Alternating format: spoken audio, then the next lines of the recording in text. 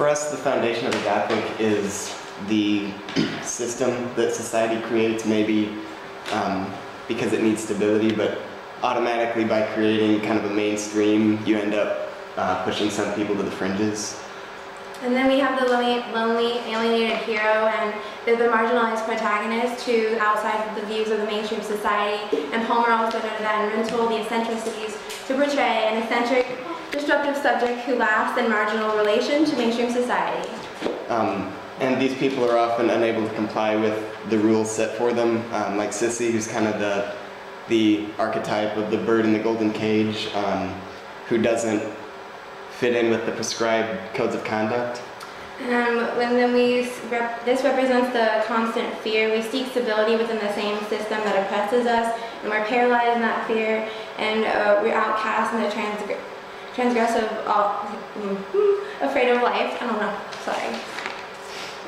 So then the real oppression is when you perceive that you have no choices. Either you're oppressed by an external system or just your own anxieties, as Bridgewater noted, appears in Kafka's The Hunger Artist and The Judgment and in The Sandman. And in Gothic, traditionally one of the only ways out is through death, like in Lady in the House of Love or Sissy. They both accepted their death in the end because that's one of the ways out in Gothic. Or the alternative is insanity, and it's when you can't make your desires become compatible with the rules that are set for you, the ways you have to act, like in Barbara, the House of Greed. And this represents mostly Kafka's work, where we create the possibility with no resolution. We have that irrational desire to continue, and we seek unstable goals like Kay in the Castle or The Hunger Artist.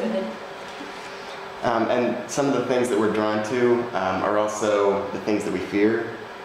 So in a way, we're complicit in our suffering. It's like we can only suffer at our own will.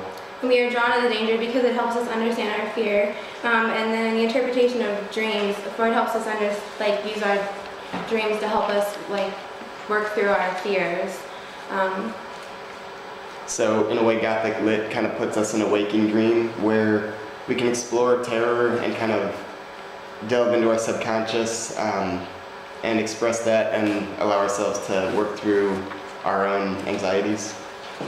And then we have the feeling of the uncanny, that something that we just can't quite grasp, but it looks familiar to us. For us, this looks like people, and it's that result from the conscious experience resembling something in our subconscious, according to Freud.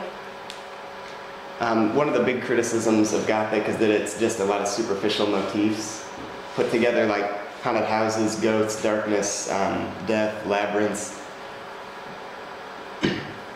and that the works really aren't the same. And those motifs are merely used to represent the transgressive struggle for our different eras. They speak to the fears and insecurities of the time, and they help readers come to terms with those insecurities.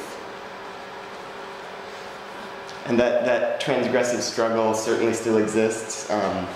Modernity and urbanization did not eliminate fear, as in Madness of Angels. We just have new anxieties.